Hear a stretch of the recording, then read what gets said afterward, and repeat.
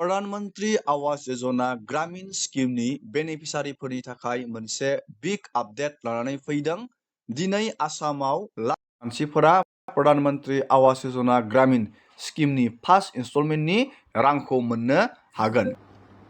অহা 19 তাৰিখে দিনৰ 11:30 বজাত আমি অসমৰ প্ৰতিটো সমষ্টিতে একোখনকৈ মিটিঙৰ জৰিয়তে 3,80,000 লোকলৈ প্ৰধানমন্ত্ৰী আৱাস যোজনাৰ ঘৰ আগবঢ়াম। गोबां मानसिफोरानो प्रधानमंत्री आवास योजना ग्रामीणआव आगोलावनो सार्भे खालामजानानै सिलेक्ट जानानै दंमोन।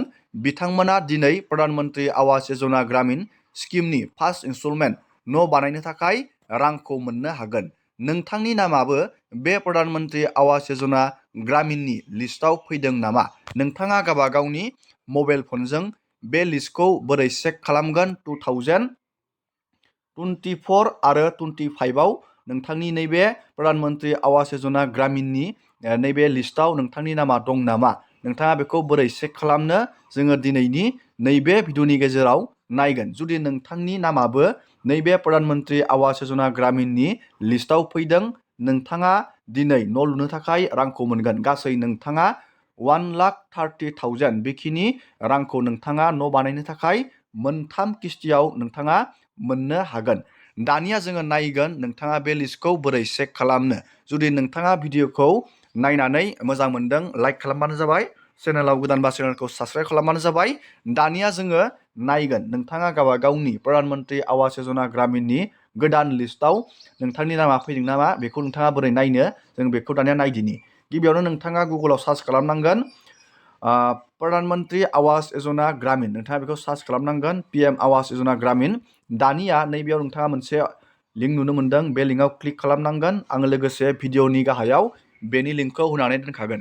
दानिया नोंथाङा बेबायदि मोनसे पेजाव फैगोन आरो नोंथाङा नैबेयाव मोनसे अपसन नुनो मोनदों आवास शप। लिस्टखौ नायनो थाखाय बे आवास शपआव क्लिक खालामनांगोन आरो नैबे रिपर्टआव क्लिक खालामनांगोन।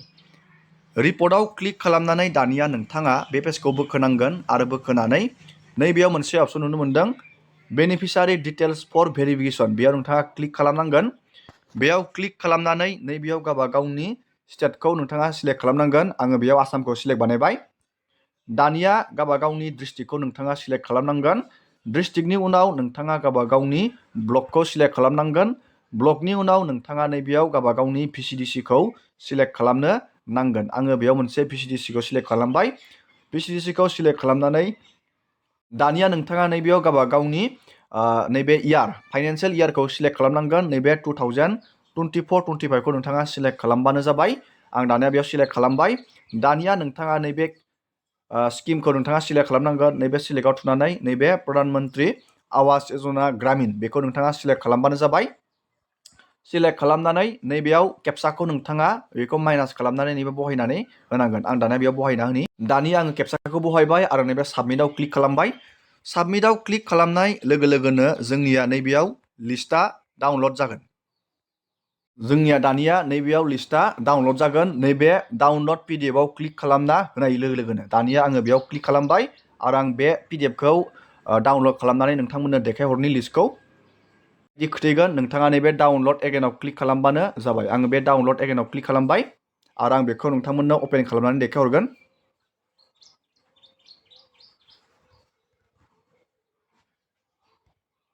दानिया लिस्टआ बेबायदि गेवगोन। नोंथाङा बे लिस्टआव गावबा गावनि नामखौ फैदोंना फैयाखै चेक खालामबानो जाबाय। जुदि नोंथांनि नामा नैबे लिस्टआव फैदों, नोंथाङा न' लुनो थाखाय रांखौ मोनगोन।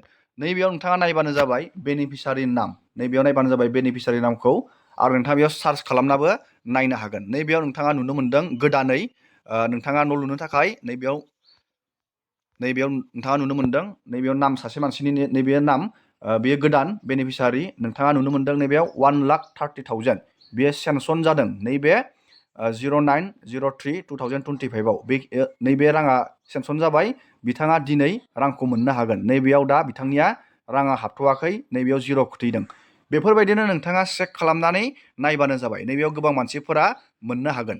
दिनैनि भिडिअखौ आङो बेखिनियावनो फोजोबथ'बाय।